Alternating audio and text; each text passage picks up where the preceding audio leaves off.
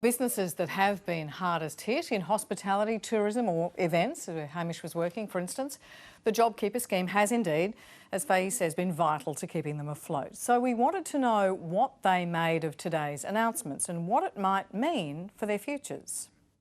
No one's got a crystal ball, but I think 6 months provides a level of support that is real.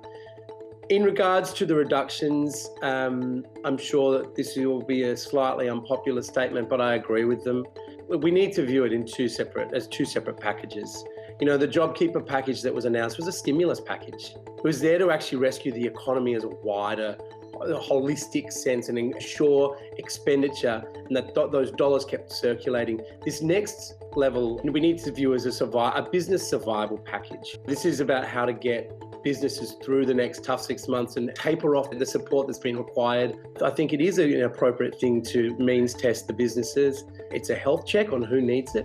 And, you know, it comes alongside the reduction for the individuals. The JobKeeper should stay until the international borders are open sufficiently. It's been really important to keep what's very skilled staff. You know, it's taken us many years, nearly 18 years we've had our business.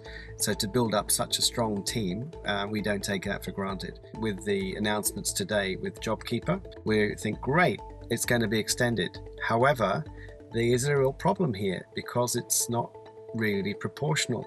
So if we were 30% impacted, that'd be great. I'd be more than happy if I was 30% impacted, but we're not. We're at 90%, 80 to 90% impacted. So those fixed costs don't go away. So to have JobKeeper reducing is really worrying.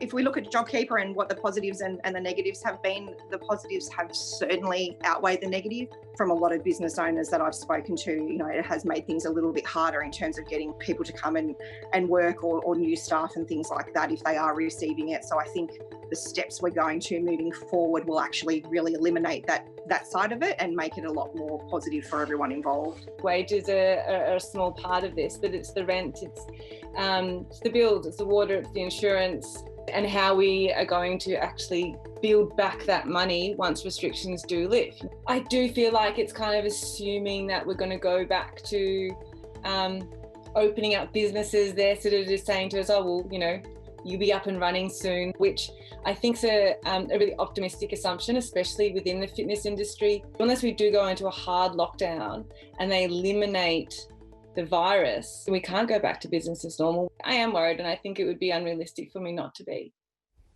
So mixed messages there, but hope that the scheme's extension will be enough to keep them going as the economy recovers.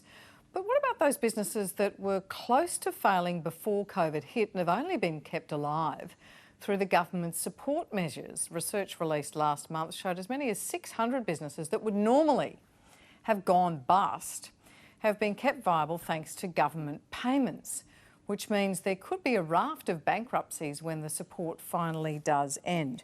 Malcolm, I struggle with the detail sometimes. So here we go. The government's been talking about zombie businesses, which, you know, immediately has me thinking of the mummy, you know, with the bandages coming behind them and, you know, this little slit with the eyes. And so they used to be paying these zombie businesses $1,500 per worker per fortnight, and now they're going to pay them $1,200 per employee per fortnight. Why would that kill the undead zombie business? Well, I think the Prime Minister made clear today that he wanted business in general, without naming any sector at all, just individual companies to have a look at themselves and see if they are capable of continuing through next year, because, as I think you mentioned before, he repeated saying that with, you know, the government spending $11 billion a month, and he's not going to keep doing that because he just simply doesn't have the money and doesn't want to go into that huge amount of debt.